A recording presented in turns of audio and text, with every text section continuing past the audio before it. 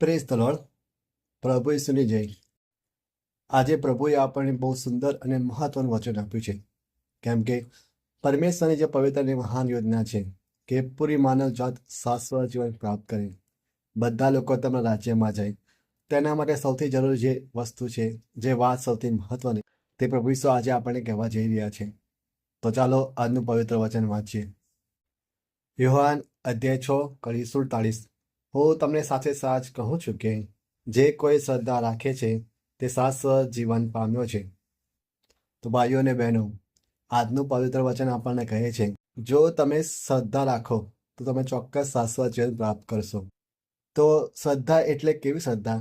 શ્રદ્ધા એટલે એવી શ્રદ્ધા કે આજે હું પ્રભુ ઈસુમાં શ્રદ્ધા રાખું, પણ એમના વચનો ઉપર ના ચાલું, તેમના પ્રમાણે જીવન ના જીવું, તો એ વાત બરાબર ના કહેવાય. તો પરમેશ્વર કહે છે, શ્રદ્ધા એટલે એવી શ્રદ્ધા કે આજે હું સમજો કે હું ખરાબ સમયમાં હોઉં, કોઈ બીમારીમાં હોઉં, કોઈ પરેશાનીમાં હોઉં, તો એ પરેશાનીમાંથી મને પ્રભુએ પાર કાઢી નાખ્યો છે. એ દુઃખ, એ પરેશાની મારા જીવનમાંથી જતું રહ્યું છે અને હું સહી સલામત છું. તેવી શ્રદ્ધા હોવી જોઈએ.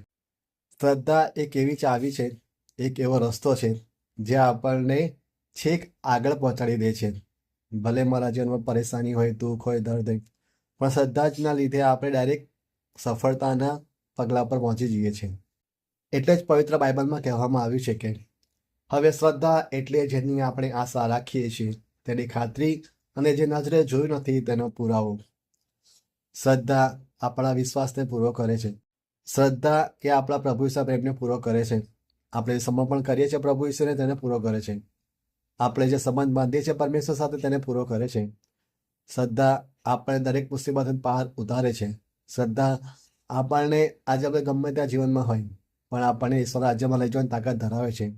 એટલે પરમેશ્વર આપણને કહ્યું છે કે તમે શ્રદ્ધા રાખો, એવી શ્રદ્ધા કે તમારા જીવનમાં ગમે તે ચાલતું હોય પણ આપણે એને ભૂલી જઈએ અને પરમેશ્વરની શક્તિ છે, એ યોજના છે, તેને મહાન માનીએ, તેને આપણે આંખોથી જોઈએ.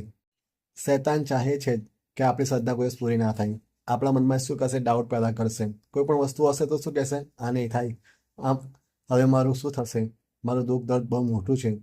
પણ પ્રભુ ઈસુ મહાન છે, તે સત્ય છે, તે શાશ્વત છે. પવિત્ર બાઇબલ કહે છે, તમે એવી શ્રદ્ધા રાખો કે તમે જે નજરે નથી જોયું પણ તમે પ્રાપ્ત કરી લીધું છે.